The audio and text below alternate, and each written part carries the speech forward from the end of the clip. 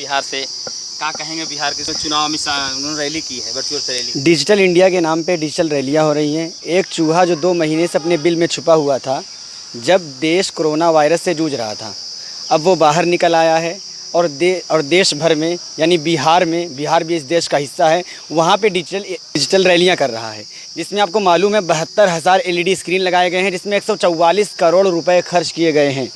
यही मज़दूर जब परेशान से भूख से, बहुत परेशान थे, बेहाल थे, इतना परेशान थे, भूख जब उनको सताने लगी, आपने देखा होगा कि वो रेलवे ट्रैक पे चल के अपने घर जाने को मजबूर हो गए।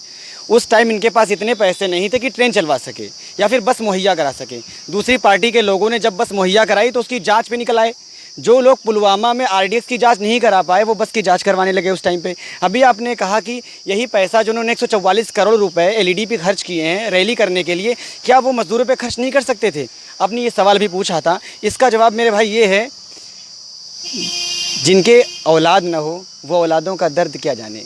जो इंसान अपनी बीवी को छोड़ के चला गया, उसका कभी मुंह पलट के नहीं देखा, वो दूसरों के बीवियों का दर्द, दूसरों के बच्चों का दर्द, भूख का दर्द क्या जाने। जो अपनी बीवी के गहने चुरा के भाग जाता है, उसको माँ का दर्द एहसास कैसे होगा? मेरे भाई, जो इंसान अपने बाप के मरने पे उसकी अर्थी को जलाने ना जाए, उसको दर्द हो सकता है? हम अगर दर्द की आशा लगाते हैं या उम्मीद करते हैं तो ये हमारी बेवकूफ़ी है। मैं बता दूं आपको, जिस पार्टी के सारे विधायक जमानत पर हों और जिनके ऊपर रेप और हत्या के केस चल रहे हैं, वो पार्टी आज भाजपा सत्ता पे है। ये देश के लिए बहुत दुर्भाग्यपूर्ण बात है, अफसोसनाक बात है मेरे भाई। लेकिन अमित शाह ने जो इस तरह रैली की है, उसमें उन्होंने कहा भैया पूरे देश के लिए आह्वान किया, अपनी पार्टी को बढ़ाने का आगे बात करेंगे। और वहाँ बिहार के बोलते हमारी सरकार, हम फिर सरकार बनाएंगे। बिल्कुल, सरकार उनको बनानी चाहिए। देखिए, सरकार का मतलब होता है आवाम की मदद करना, उनके मजबूरी में उनके काम आना। ये किस बिना पे सरकार बनना चाहते हैं या सत्ता हथियाना चाहते हैं? इन्होंने अब तक किया क्या है? कोई चीज़ बताएं। इन्होंने जब इनको मदद काम करने की बारी आती है तो कहते हैं आत्मनिर्भर बनो। मेरे भाई, आप ये जवाब दीजिए, विरासत में मिली जायदाद को बेचकर पार्टी के MLA को खरीदना आत्मनिर्भरता कहलाता है? क्या यही आत्मनिर्भरता है कि लोगों से टैक्स लो और इससे विधायक खरीदो? अगर आत्मनिर्भरता आवाम को आप सिखा रहे हो तो आप भी आत्मनिर्भर बनो, GST के नाम पे टैक्स नहीं वसूलो। ये चीज़ समझने की बात है।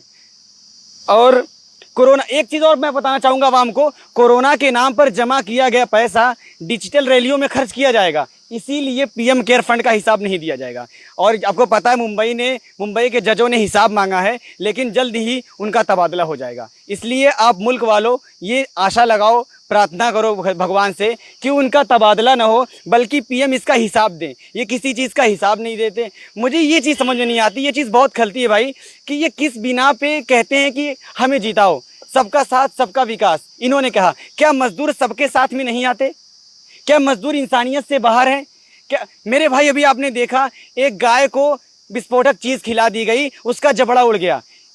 भाजपा के किसी विधायक और किसी सांसद ने इस पर कोई ट्वीट नहीं किया।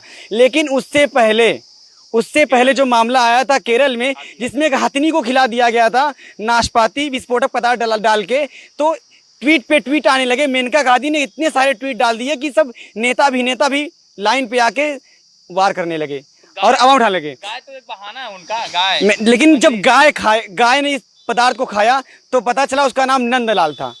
उस बंदे का नाम नंदलाल था जिसने खिलाया था। अगर उसका नाम कोई उर्दू नाम वाला होता तो ये फटाक से आवाज उठा लेते, क्योंकि वहाँ पे इनको हिंदू मुसलमान करने का मुद्दा मिल जाता। आप देख लीजिए, अभी डोनाल्ड ट्रंप इंडिया आया था, वो आया यहाँ से, उसने यहाँ के सियासत को देखा, समझा, गया, वही काम जाके वो कहाँ कर रहा है, अमेरिका में कर रहा है। कालो गोरों की जंग लड़ा दी उसने मेरे भाई। हाँ, क्योंकि अपने दोस्त से सीखा है, इसीलिए तो वो कह रहा है कि G7 में भारत को शामिल करना चाहिए। लेकिन कमाल की बात है, जब उसने ये कहा तो उधर रशिया ने भी कहा कि चाइना को शामिल करना चाहिए। तो जैसी की तैसी, बहुत बढ़िया हुआ। लेकिन मैं आवाम से यही अपील करना चाहूँगा, आप अपना हाकिम उसको बनाएं। आप घर का सदस्य किसको बनाते हैं? किसी बेवकूफ़ को, किसी पागल बच्चे को, किसी अनपढ़ को, या जो घर की बातें ना सुने, या घर के किसी के दर्द ना समझे, जो आवारा बच्चा, उसको आप सदस्य बनाते हैं? नहीं ना। आप हमेशा घर का सदस्य उसे बनाते हैं जो घर के परिवारों का दर्द को समझे, उनके दुख को बांटे, उनके काम आए मुसीबत में। वो होता है घर का सदस्य। ये देश हमारा एक घर है मेरे भाई, ये इस घर है, इसको चलाना होता है। वही इंसान चला सके जो काबिल हो। ट्रम्प की वहां पर जब ट्रम्प ने कहा कि इनके ऊपर कार्रवाई करो, तो वहां की पुलिस ने कहा है हम अपना अगर ठीक से बोलना नहीं जानते आप तो अपना मुंह बंद रखिए। हाँ। भारतीय जो सेना से लेके अब तक पूरा सिस्टम है सुरक्षा वाला, अगर यहाँ पे अगर किसी पुलिस वाले ने या किसी सेना ने कहा होता कि साहब फेकू जी, अगर आप ढंग की बात नहीं करना जानते तो जुबान को बंद रखिए, तो या तो उसका कहीं इनकाउंटर हो जाता या फिर वो किसी गुमनाम जगह में उसकी हत्या कर दी जाती। जैसे लोग भी आते हैं। बिल्कुल, या तो उसको रिटायर कर दिया जाता, बिल्कुल उसको बाहर कर दिया जाता। लेकिन देखने वाली बात यह है कि लोकतंत्र आज भी जिंदा है अमेरिका में, लेकिन भारत आज भी गुलाम है। पहले गोरों का था और आज गोरों के साथ चमचों का है। एक सवाल लेता जी, ये बताइए आप, अगर अमेरिका वाली जो हालत हुई है वहाँ के पुलिस ने कहा हम संविधान के रक्षक हैं, और अगर आपको ठीक से बोलना नहीं आता, ट्रम्प को कहा है कि अपनी जुबान तो बंद रखिए, क्या भारत में ये संभव? जस्टिस लोया हो जाएगा और आपका तो गौरी लंकेश हो जाएगा। बोलेंगे तो पता नहीं कैसे बोलते हैं लोग। तो सदा हक और सच की हमने हिमायत की है, अगर है ये बगावत तो हमने बगावत की है।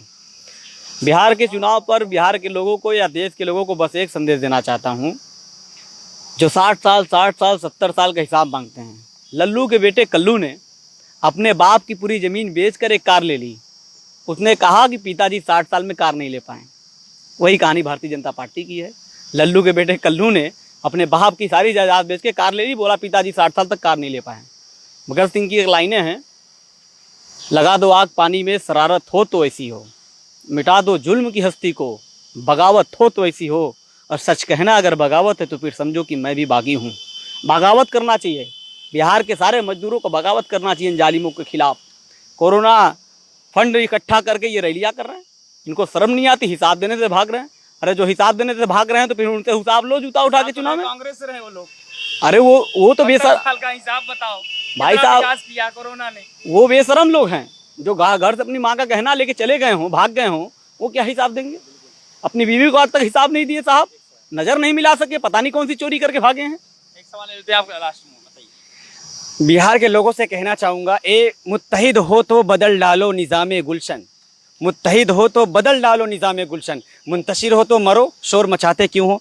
आपने अभी एक सवाल किया इनसे, इसका जवाब ये है कि 70 साल में का जो हिसाब मांग रहे हैं मेरे भाई, अगर 70 साल में फाइटर प्लेन, जेट प्लेन और लड़ने वाले औजार अगर नहीं बनाए गए होते तो आज साहब के शौचालय पे चढ़कर गोबर से गुलेल से छर्रा मारना पड़ता। क्योंकि शौचालय साहब ने क्या किया है, गाय गोबर मूत और शौचालय, तो इसी के ज़रिए क्या हमारी सेना लड़ती? ये सोचने वाली बात है कि नहीं। और एक चीज़ और कहना चाहूँगा बिहार के लोगों से कि आप एक हो जाए, जिस तरह ये हथेली एक है, एक उंगली से आप किसी चीज़ को नहीं उठा सकते, लेकिन इस हथेली से उठा सकते हैं। आप एक हो जाएं, विकास के मुद्दे को चुनें। लड़ाई झगड़े या हिंदू मुस्लिम मजहबी चीज़ों में ये उलझाना चाहेंगे आपको। इस वक्त दिमाग को डाइवर्ट करने के लिए लोगों को जानवरों को सताया जा रहा है ताकि लोगों का ध्यान उधर चला जाए और मजदूरों का दर्द लोग भूल जाएं। लेकिन मेरे भाई अपने दर्द को एहसास करिए, महसूस करिए कि आपने कितना दर्द झेला है दिल्ली, बम्बई, मुंबई में। मेरे भाई आप सोचने वाली बात है। तो आपका सवाल है कि वहाँ के बिहार की जनता जागरूक होकर इनसे लड़े। हाँ, इनसे लड़े, इनका मुकाबला करे, इनके सामने घुटने ना टेके।